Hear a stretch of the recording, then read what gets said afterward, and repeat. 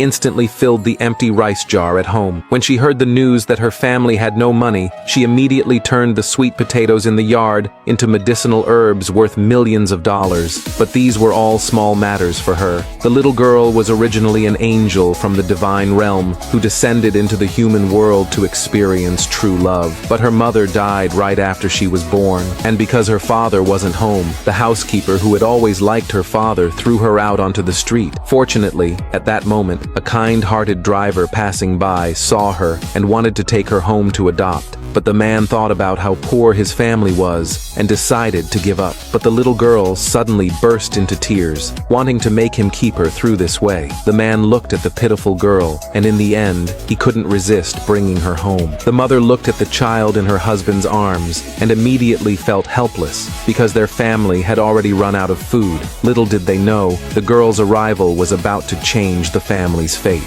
At that moment, the eldest sister beside them saw the little girl grabbing her hand and refusing to let go. She happily told her parents right away that the girl wanted to stay at their home. Thinking of their family's situation, the eldest sister immediately decided to find another job the next day to help support the little girl. Hearing their conversation, the little girl immediately used magic to fill the rice jar at home completely. Everyone was instantly overjoyed, thinking the girl was their family's lucky star, and they decided to let her stay. But just as they were celebrating, soldiers collecting grain suddenly barged into the man's house. The mother tried to ask them to wait a few more days, but was shoved aside by a soldier. The little girl, feeling distressed for her mother, immediately wanted to use magic to punish the soldier, but was stopped by a voice from outside the door. The newcomer was none other than the father's former friend, who was also the soldier's superior. Seeing it was someone he knew, the father immediately wanted to ask him to wait a few more days. But the friend,